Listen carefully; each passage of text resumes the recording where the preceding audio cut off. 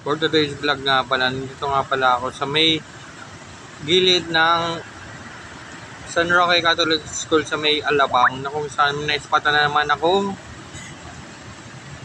matagal na hindi natitikman. Ito nga yung cotton candy. More than siguro na 20 years ko na siya hindi natitikman. Kaya titikman natin siya ngayon. Kung ano nga ba pinagbago ng lasa noon pati ngayon. Kaya order nga ako kuya para tikman yung colorful cotton candy niya na madaling maubos dito sa Alabang.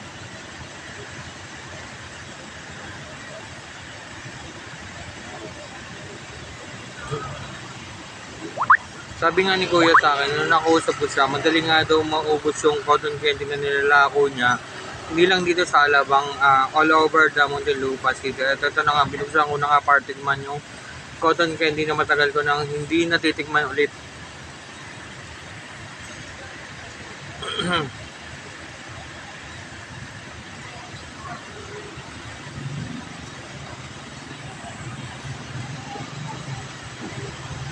Halos wala nang pinagbago yung lasa eh.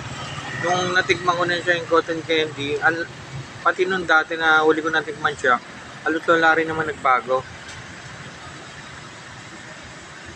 Yung nga pala yung simbahan ng San Roque, yan sa may kanan ko.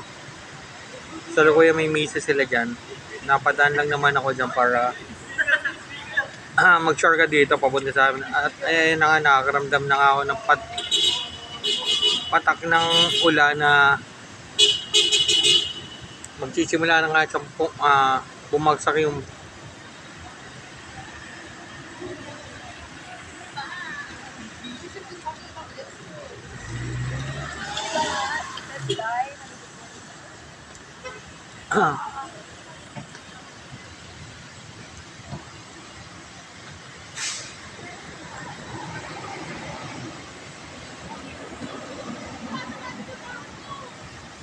dito nga pala yan sa may Minjoles Street, Procuno ng Alabang Muntinlupa City. Dito nyo nga pala makikita yung cotton candy ni kuya.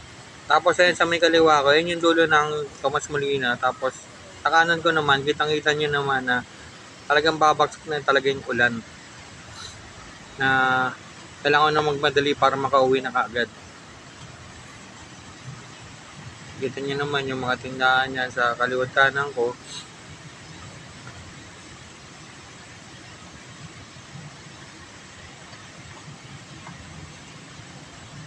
Sa kanan ko nga pala makikita nyo dyan yung pares. Sa susunod ng mga vlog ko, ayan, video ko naman si kuya para tingnan nga natin yung lasa ng pares niya.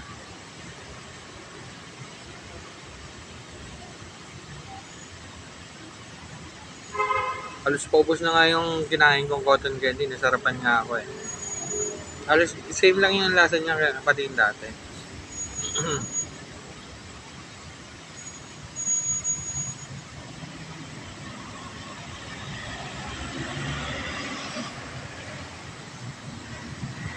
Patuloy, pangalawa ko na nga yan eh. Medyo na-miss ko kasi yung lasa ng cotton candy. Elementary pa yata ako nung huli ko matikman yan.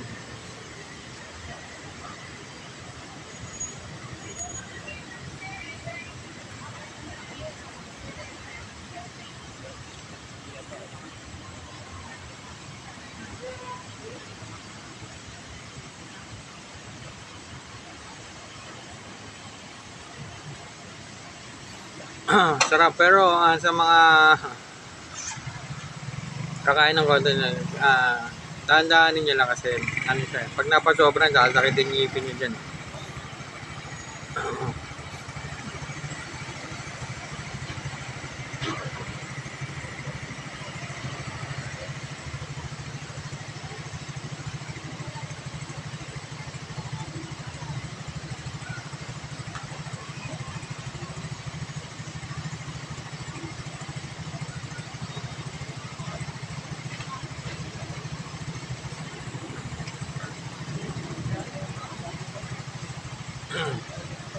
Kita nyo naman na halos yung mga tao na nag-uwi na sa kanilang mga bahay dahil pabagsak na nga yung malakas na ulan.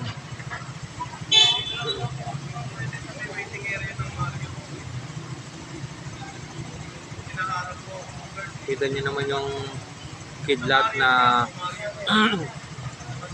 sinyalis na babagsak na yung ulan.